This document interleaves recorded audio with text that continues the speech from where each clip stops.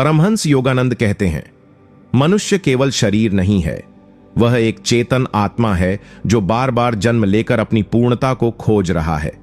लेकिन सभी आत्माएं एक सी नहीं होती।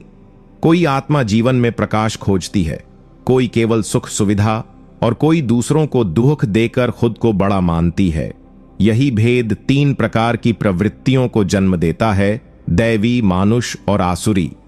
योगानंद जी कहते हैं कि प्रत्येक व्यक्ति में ये तीनों प्रवृत्तियां होती हैं, लेकिन उसकी चेतना जिन गुणों को बार बार चुनती है वही उसकी आत्मा का मुख्य गुण बन जाता है। यही गुण तय करता है कि आपका जीवन किस दिशा में जाएगा, ऊपर ईश्वर की ओर या नीचे अंधकार की ओर। जीवन की सफलता केवल पैसे, प्रसिद्ध या रिश्तों में नहीं है। असली सफलता है यह जानना कि मैं कौन हूं। क्या मैं उस आत्मा का अंश हूं जो प्रेम और करुणा से भरी है, या उस मन की छाया हूं जो दूसरों को नीचा दिखाकर खुद को ऊंचा समझती है। योगानंद कहते हैं, जब तक तुम अपने भीतर के गुण को नहीं पहचानते तब तक जीवन केवल भ्रम है। इसलिए यह प्रश्न कोई साधारण प्रश्न नहीं, यह जीवन की सबसे गहरी खोज है। क्या मैं देव हूं, मनुष्य हूं या राक्षस? जब किसी के भीतर दैवी गुण प्रबल होते हैं तो वह व्यक्ति बिना बोले भी शांति फैलाता है। उसके पास कोई दिखावा नहीं होता, कोई छल नहीं होता। वह सरल होता है लेकिन कमजोर नहीं, वह करुणामय होता है लेकिन मूर्ख नहीं। ऐसे व्यक्ति के भीतर से प्रकाश झलकता है, उसकी दृष्टि में वात्सल्य होता है और उसके स्पर्श में शक्ति। दैवी गुणों वाला मनुष्य न किसी को छोटा मानता है, न किसी के आगे खुद को बड़ा साबित करता है। उसका अस्तित्व ही विनम्रता का प्रतीक होता है। वह भले ही माया के संसार में रह रहा हो, लेकिन उसकी आत्मा लगातार परमात्मा की ओर खिंच रही होती है। वह गुस्सा करता है लेकिन तुरंत पछताता है। वह गलती करता है लेकिन उसे छुपाता नहीं, सुधारता है। दैवी गुणों का सबसे बड़ा संकेत यह होता है कि व्यक्ति स्वयं की सीमाओं से ऊपर उठने का प्रयास करता है। वह केवल जीवन नहीं जीता, वह हर दिन खुद को थोड़ा और शुद्ध, थोड़ा और शांत और थोड़ा और करुणामय बनाने की साधना करता है। उसके जीवन का केंद्र स्वयं नहीं होता, वह दूसरों की पीड़ा में अपने जीवन का उद्देश्य खोज लेता है। मनुष्य की आत्मा एक ऐसी स्थिति में होती है जहां वह न पूरी तरह अंधकार में है, न पूरी तरह प्रकाश में। वह जानता है कि क्या सही है, पर अक्सर उस पर चल नहीं पाता। उसके भीतर इच्छाएं हैं, लालसाएं हैं, असुरक्षा है और कहीं गहराई में एक प्यास भी किसी बड़ी सच्चाई को जानने की। ऐसे लोग संसार की भाग दौड़ में लगे रहते हैं, खुद को साबित करने में, दूसरों से आगे निकलने में। लेकिन रात की खामोशी में जब अकेले होते हैं तो भीतर से आवाज आती है, क्या यही सब कुछ है? मानुष गुणों वाला व्यक्ति वह है जो भीतर से बेचैन है, लेकिन अभी तक चेतना के उस स्तर पर नहीं पहुंचा जहां निर्णय स्पष्ट हों। वह कभी कभी देवता जैसा व्यवहार करता है तो कभी कभी राक्षसी क्रोध में भी बह जाता है। यह अवस्था सबसे नाजुक होती है, क्योंकि यहीं से आत्मा या तो ऊपर उठती है या नीचे गिर जाती है। यह वह चरण है जहां यदि चेतना जाग जाए तो आदमी आर्षि बन सकता है, और अगर अहंकार जाग जाए तो वह दूसरों को रौंदते हुए राक्षस बन सकता है। राक्षसी प्रवृत्ति का अर्थ किसी दैत्य जैसे दिखने वाले प्राणी से नहीं है। राक्षस वह होता है जो अपने लिए तो हर चीज चाहता है, लेकिन किसी और की पीड़ा उसे छूती नहीं। उसके लिए सत्ता ही सत्य है और दूसरों का अपमान उसकी ऊर्जा का स्रोत। राक्षसी स्वभाव वाला व्यक्ति केवल 2 ही चीजें जानता है, अपना स्वार्थ और अपनी जीत। वह अपने लक्ष्य के लिए दूसरों की भावनाओं, संबंधों और भरोसे को कुचलने में संकोच नहीं करता। उसके भीतर कोई आत्मिक स्पर्श नहीं बचता, केवल क्रोध, ईर्ष्या, प्रतिस्पर्धा और छल शेष रह जाता है।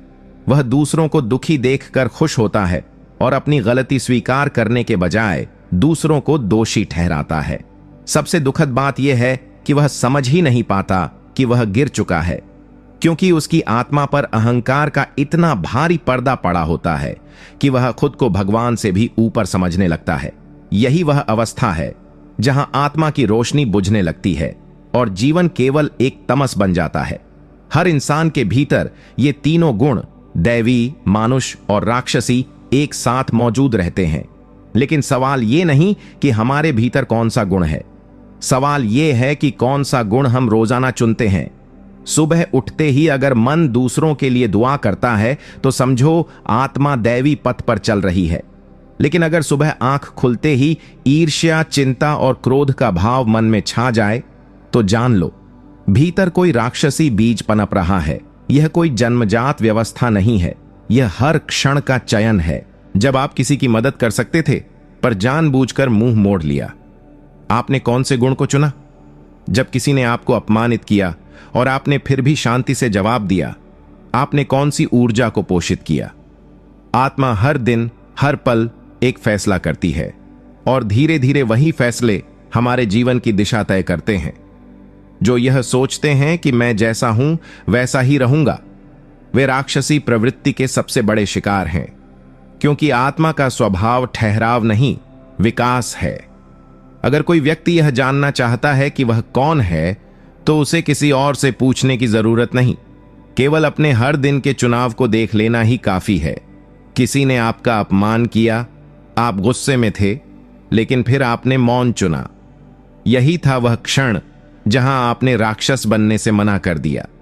किसी ने आपसे सहायता मांगी और आप बहुत थके हुए थे, फिर भी आपने मदद की। यही था वह क्षण जहां आपने देवता बनने की दिशा को स्वीकार किया। जो लोग सोचते हैं कि उनके स्वभाव को बदला नहीं जा सकता, वे सबसे बड़ी भूल में हैं, क्योंकि गुण जन्म से नहीं आते, गुण साधना से आते हैं। एक साधारण मनुष्य अगर हर दिन केवल एक पल शांति में बैठ जाए और अपने भीतर झांक कर यह पूछे, क्या मेरा आज का दिन किसी की आत्मा को सुकून दे सका, तो यही प्रश्न उसके जीवन की दिशा को देवत्व की ओर मोड़ सकता है। आप जो बनना चाहते हो वह पहले से तुम्हारे भीतर है, बस तुम्हें रोज के छोटे छोटे फैसलों में सत्य, करुणा और नम्रता को चुनते जाना है। यही से शुरू होती है वह यात्रा जो आत्मा को मनुष्य से देवता तक ले जाती है। राक्षसी प्रवृत्तियां अचानक नहीं आती, वे धीरे धीरे चुपचाप हमारे भीतर जन्म लेती हैं। शुरुआत होती है छोटी छोटी स्वार्थपरक आदतों से, जैसे किसी की पीठ पीछे बुराई करना, अपने लाभ के लिए झूठ बोलना या किसी की विफलता पर प्रसन्न होना। फिर यह आदतें धीरे धीरे स्वभाव बन जाती हैं। एक समय ऐसा आता है जब व्यक्ति को दूसरों की पीड़ा देखकर कोई फर्क नहीं पड़ता और वह सोचता है, इससे मुझे क्या, मेरी जिंदगी तो चल रही है। यही वह मोड़ है जहां आत्मा अपने मूल प्रकाश से कटने लगती है। धीरे धीरे हृदय कठोर हो जाता है, करुणा समाप्त हो जाती है और मन केवल जीतने, दबाने और दिखाने में उलझ जाता है। लेकिन ये राक्षसी गुण चाहे जितने भी प्रबल हो जाएं, एक दिया ही उन्हें बुझा सकता है, अंतर्दृष्टि। जैसे ही व्यक्ति अपने भीतर की इस अंधेरी परत को देखता है और उसे स्वीकार करता है, वहीं से बदलाव की शुरुआत होती है। राक्षसी गुणों का नाश बाहरी उपायों से नहीं, भीतर की ईमानदारी से होता है। जब व्यक्ति खुद से यह कहता है, मैं दूसरों को क्यों चोट पहुंचा रहा हूं, मैं खुद को इतना ऊपर क्यों मानता हूं, क्या मेरे भीतर प्रेम बचा है, तब यह आत्मनिरीक्षण एक तपस्या बन जाता है। और यही तपस्या उस राक्षसी वृत्ति को पिघलाकर आत्मा को वापस उसकी दैवी प्रकृति में लौटा देती है। अक्सर लोग सोचते हैं कि देवता केवल स्वर्ग में होते हैं या फिर आर्षि मुनि ही दैवी गुणों वाले होते हैं, लेकिन सच्चाई यह है कि हर व्यक्ति देवता बन सकता है अगर वह प्रतिदिन अपने भीतर की वृत्तियों पर ध्यान देना शुरू कर दे। देवत्व कोई अलौकिक चमत्कार नहीं है, वह एक साधारण दिनचर्या में छिपा असाधारण भाव है। जब आप किसी अनजान को मुस्कुराकर देखते हैं, किसी जरूरतमंद की मदद करते हैं, अपने गुस्से को पी जाते हैं, अपने अभिमान को छोड़ देते हैं, तब आप देवता के सबसे बड़े लक्षण को जगा रहे होते हैं, त्याग। देवता कोई शक्ति प्रदर्शन नहीं करते, वे शक्ति को संयमित करते हैं। वे दूसरों को नहीं बदलते, बल्कि खुद को इतना परिष्कृत करते हैं कि उनका जीवन ही प्रेरणा बन जाए। देवत्व एक विकल्प है, हर सुबह जागने का, हर वाणी में माधुर्य रखने का, हर प्रतिक्रिया में संयम रखने का।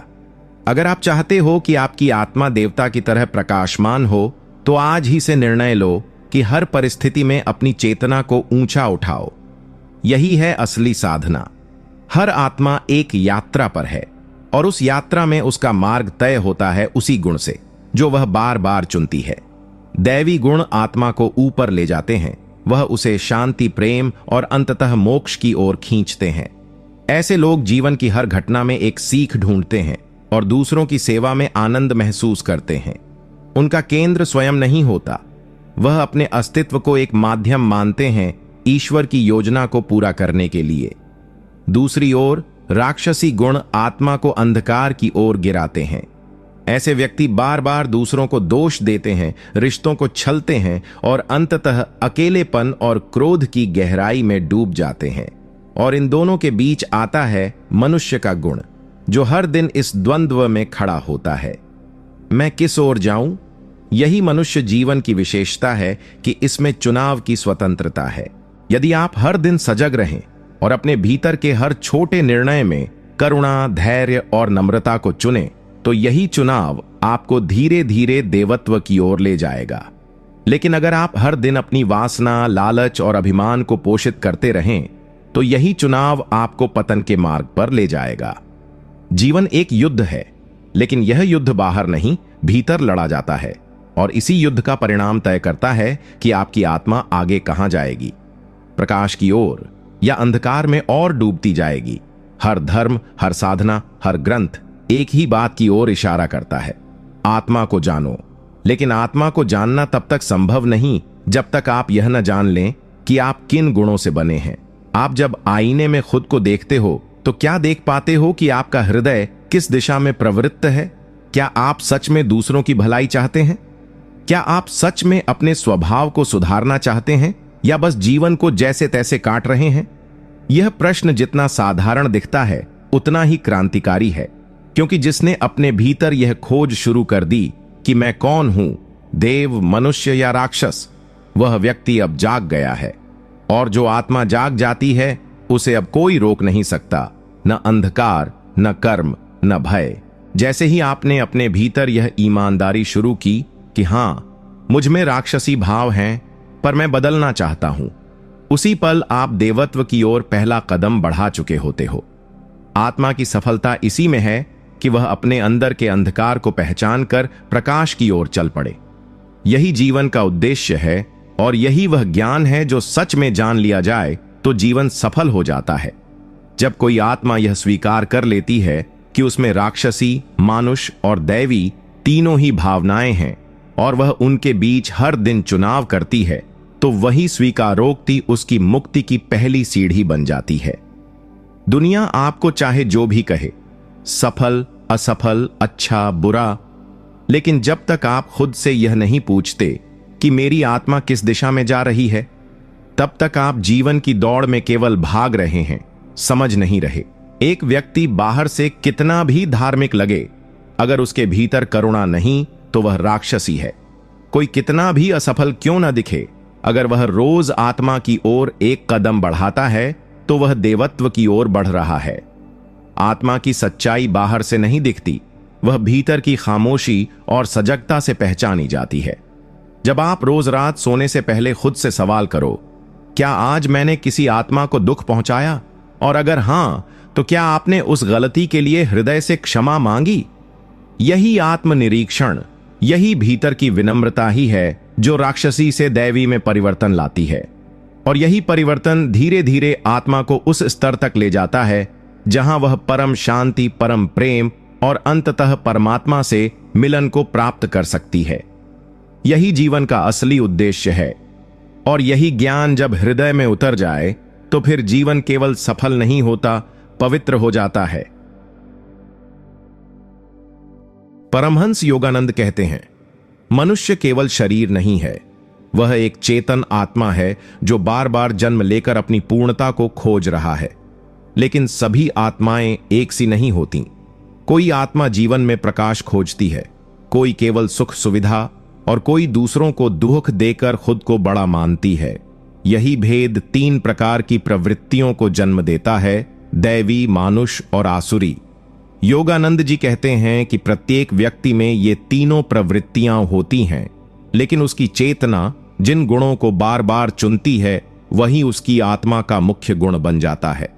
यही गुण तय करता है कि आपका जीवन किस दिशा में जाएगा, ऊपर ईश्वर की ओर या नीचे अंधकार की ओर। जीवन की सफलता केवल पैसे, प्रसिद्धि या रिश्तों में नहीं है। असली सफलता है यह जानना कि मैं कौन हूं। क्या मैं उस आत्मा का अंश हूं जो प्रेम और करुणा से भरी है, या उस मन की छाया हूं जो दूसरों को नीचा दिखाकर खुद को ऊंचा समझती है। योगानंद कहते हैं, जब तक तुम अपने भीतर के गुण को नहीं पहचानते तब तक जीवन केवल भ्रम है। इसलिए यह प्रश्न कोई साधारण प्रश्न नहीं, यह जीवन की सबसे गहरी खोज है। क्या मैं देव हूं, मनुष्य हूं या राक्षस? जब किसी के भीतर दैवी गुण प्रबल होते हैं तो वह व्यक्ति बिना बोले भी शांति फैलाता है। उसके पास कोई दिखावा नहीं होता, कोई छल नहीं होता। वह सरल होता है लेकिन कमजोर नहीं, वह करुणामय होता है लेकिन मूर्ख नहीं। ऐसे व्यक्ति के भीतर से प्रकाश झलकता है, उसकी दृष्टि में वात्सल्य होता है और उसके स्पर्श में शक्ति। दैवी गुणों वाला मनुष्य न किसी को छोटा मानता है, न किसी के आगे खुद को बड़ा साबित करता है। उसका अस्तित्व ही विनम्रता का प्रतीक होता है। वह भले ही माया के संसार में रह रहा हो, लेकिन उसकी आत्मा लगातार परमात्मा की ओर खिंच रही होती है। वह गुस्सा करता है लेकिन तुरंत पछताता है। वह गलती करता है लेकिन उसे छुपाता नहीं, सुधारता है। दैवी गुणों का सबसे बड़ा संकेत यह होता है कि व्यक्ति स्वयं की सीमाओं से ऊपर उठने का प्रयास करता है। वह केवल जीवन नहीं जीता, वह हर दिन खुद को थोड़ा और शुद्ध, थोड़ा और शांत और थोड़ा और करुणामय बनाने की साधना करता है। उसके जीवन का केंद्र स्वयं नहीं होता, वह दूसरों की पीड़ा में अपने जीवन का उद्देश्य खोज लेता है। मनुष्य की आत्मा एक ऐसी स्थिति में होती है जहां वह न पूरी तरह अंधकार में है, न पूरी तरह प्रकाश में। वह जानता है कि क्या सही है, पर अक्सर उस पर चल नहीं पाता। उसके भीतर इच्छाएं हैं, लालसाएं हैं, असुरक्षा है और कहीं गहराई में एक प्यास भी किसी बड़ी सच्चाई को जानने की। ऐसे लोग संसार की भाग दौड़ में लगे रहते हैं, खुद को साबित करने में, दूसरों से आगे निकलने में। लेकिन रात की खामोशी में जब अकेले होते हैं तो भीतर से आवाज आती है, क्या यही सब कुछ है? मानुष गुणों वाला व्यक्ति वह है जो भीतर से बेचैन है, लेकिन अभी तक चेतना के उस स्तर पर नहीं पहुंचा जहां निर्णय स्पष्ट हों। वह कभी कभी देवता जैसा व्यवहार करता है तो कभी कभी राक्षसी क्रोध में भी बह जाता है। यह अवस्था सबसे नाजुक होती है क्योंकि यहीं से आत्मा या तो ऊपर उठती है या नीचे गिर जाती है। यह वह चरण है जहां यदि चेतना जाग जाए तो आदमी आर्षि बन सकता है, और अगर अहंकार जाग जाए तो वह दूसरों को रौंदते हुए राक्षस बन सकता है। राक्षसी प्रवृत्ति का अर्थ किसी दैत्य जैसे दिखने वाले प्राणी से नहीं है। राक्षस वह होता है जो अपने लिए तो हर चीज चाहता है, लेकिन किसी और की पीड़ा उसे छूती नहीं। उसके लिए सत्ता ही सत्य है और दूसरों का अपमान उसकी ऊर्जा का स्रोत। राक्षसी स्वभाव वाला व्यक्ति केवल दो ही चीजें जानता है, अपना स्वार्थ और अपनी जीत। वह अपने लक्ष्य के लिए दूसरों की भावनाओं, संबंधों और भरोसे को कुचलने में संकोच नहीं करता। उसके भीतर कोई आत्मिक स्पर्श नहीं बचता, केवल क्रोध, ईर्ष्या, प्रतिस्पर्धा और छल शेष रह जाता है। वह दूसरों को दुखी देखकर खुश होता है और अपनी गलती स्वीकार करने के बजाय दूसरों को दोषी ठहराता है। सबसे दुखद बात यह है कि वह समझ ही नहीं पाता कि वह गिर चुका है, क्योंकि उसकी आत्मा पर अहंकार का इतना भारी पर्दा पड़ा होता है कि वह खुद को भगवान से भी ऊपर समझने लगता है। यही वह अवस्था है जहां आत्मा की रोशनी बुझने लगती है और जीवन केवल एक तमस बन जाता है। हर इंसान के भीतर ये तीनों गुण, दैवी, मानुष और राक्षसी, एक साथ मौजूद रहते हैं। लेकिन सवाल ये नहीं कि हमारे भीतर कौन सा गुण है, सवाल ये है कि कौन सा गुण हम रोजाना चुनते हैं। सुबह उठते ही अगर मन दूसरों के लिए दुआ करता है तो समझो आत्मा दैवी पथ पर चल रही है। लेकिन अगर सुबह आंख खुलते ही ईर्ष्या, चिंता और क्रोध का भाव मन में छा जाए तो जान लो भीतर कोई राक्षसी बीज पनप रहा है। यह कोई जन्मजात व्यवस्था नहीं है, यह हर क्षण का चयन है। जब आप किसी की मदद कर सकते थे पर जानबूझकर मुंह मोड़ लिया, आपने कौन से गुण को चुना? जब किसी ने आपको अपमानित किया और आपने फिर भी शांति से जवाब दिया, आपने कौन सी ऊर्जा को पोषित किया? आत्मा हर दिन हर पल एक फैसला करती है और धीरे धीरे वही फैसले हमारे जीवन की दिशा तय करते हैं। जो यह सोचते हैं कि मैं जैसा हूं वैसा ही रहूंगा, वे राक्षसी प्रवृत्ति के सबसे बड़े शिकार हैं, क्योंकि आत्मा का स्वभाव ठहराव नहीं, विकास है। अगर कोई व्यक्ति यह जानना चाहता है कि वह कौन है, तो उसे किसी और से पूछने की जरूरत नहीं, केवल अपने हर दिन के चुनाव को देख लेना ही काफी है। किसी ने आपका अपमान किया, आप गुस्से में थे, लेकिन फिर आपने मौन चुना। यही था वह क्षण जहां आपने राक्षस बनने से मना कर दिया। किसी ने आपसे सहायता मांगी और आप बहुत थके हुए थे, फिर भी आपने मदद की। यही था वह क्षण जहां आपने देवता बनने की दिशा को स्वीकार किया। जो लोग सोचते हैं कि उनके स्वभाव को बदला नहीं जा सकता, वे सबसे बड़ी भूल में हैं, क्योंकि गुण जन्म से नहीं आते, गुण साधना से आते हैं।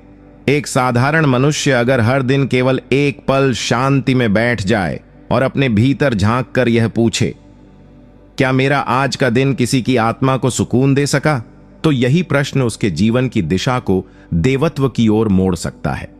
आप जो बनना चाहते हो वह पहले से तुम्हारे भीतर है, बस तुम्हें रोज के छोटे छोटे फैसलों में सत्य, करुणा और नम्रता को चुनते जाना है। यही से शुरू होती है वह यात्रा जो आत्मा को मनुष्य से देवता तक ले जाती है। राक्षसी प्रवृत्तियां अचानक नहीं आती, वे धीरे धीरे चुपचाप हमारे भीतर जन्म लेती हैं।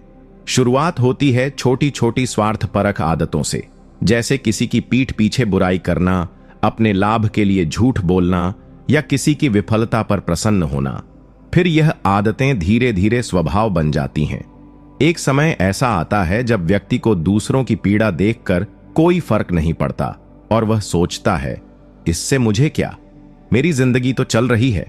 यही वह मोड़ है जहां आत्मा अपने मूल प्रकाश से कटने लगती है। धीरे धीरे हृदय कठोर हो जाता है, करुणा समाप्त हो जाती है और मन केवल जीतने, दबाने और दिखाने में उलझ जाता है। लेकिन ये राक्षसी गुण चाहे जितने भी प्रबल हो जाएं, एक दिया ही उन्हें बुझा सकता है, अंतर्दृष्टि। जैसे ही व्यक्ति अपने भीतर की इस अंधेरी परत को देखता है और उसे स्वीकार करता है, वहीं से बदलाव की शुरुआत होती है। राक्षसी गुणों का नाश बाहरी उपायों से नहीं, भीतर की ईमानदारी से होता है। जब व्यक्ति खुद से यह कहता है, मैं दूसरों को क्यों चोट पहुंचा रहा हूं, मैं खुद को इतना ऊपर क्यों मानता हूं, क्या मेरे भीतर प्रेम बचा है, तब यह आत्मनिरीक्षण एक तपस्या बन जाता है। और यही तपस्या उस राक्षसी वृत्ति को पिघलाकर आत्मा को वापस उसकी दैवी प्रकृति में लौटा देती है। अक्सर लोग सोचते हैं कि देवता केवल स्वर्ग में होते हैं या फिर आर्षि मुनि ही दैवी गुणों वाले होते हैं, लेकिन सच्चाई यह है कि हर व्यक्ति देवता बन सकता है अगर वह प्रतिदिन अपने भीतर की वृत्तियों पर ध्यान देना शुरू कर दे। देवत्व कोई अलौकिक चमत्कार नहीं है, वह एक साधारण दिनचर्या में छिपा असाधारण भाव है। जब आप किसी अनजान को मुस्कुराकर देखते हैं, किसी जरूरतमंद की मदद करते हैं, अपने गुस्से को पी जाते हैं, अपने अभिमान को छोड़ देते हैं, तब आप देवता के सबसे बड़े लक्षण को जगा रहे होते हैं, त्याग। देवता कोई शक्ति प्रदर्शन नहीं करते, वे शक्ति को संयमित करते हैं। वे दूसरों को नहीं बदलते, बल्कि खुद को इतना परिष्कृत करते हैं कि उनका जीवन ही प्रेरणा बन जाए। देवत्व एक विकल्प है, हर सुबह जागने का, हर वाणी में माधुर्य रखने का, हर प्रतिक्रिया में संयम रखने का। अगर आप चाहते हो कि आपकी आत्मा देवता की तरह प्रकाशमान हो, तो आज ही से निर्णय लो कि हर परिस्थिति में अपनी चेतना को ऊंचा उठाओ। यही है असली साधना। हर आत्मा एक यात्रा पर है और उस यात्रा में उसका मार्ग तय होता है उसी गुण से जो वह बार बार चुनती है। दैवी गुण आत्मा को ऊपर ले जाते हैं, वह उसे शांति, प्रेम और अंततः मोक्ष की ओर खींचते हैं। ऐसे लोग जीवन की हर घटना में एक सीख ढूंढते हैं और दूसरों की सेवा में आनंद महसूस करते हैं। उनका केंद्र स्वयं नहीं होता, वह अपने अस्तित्व को एक माध्यम मानते हैं ईश्वर की योजना को पूरा करने के लिए। दूसरी ओर राक्षसी गुण आत्मा को अंधकार की ओर गिराते हैं। ऐसे व्यक्ति बार बार दूसरों को दोष देते हैं, रिश्तों को छलते हैं और अंततः अकेलेपन और क्रोध की गहराई में डूब जाते हैं। और इन दोनों के बीच आता है मनुष्य का गुण, जो हर दिन इस द्वंद्व में खड़ा होता है, मैं किस ओर जाऊं। यही मनुष्य जीवन की विशेषता है कि इसमें चुनाव की स्वतंत्रता है।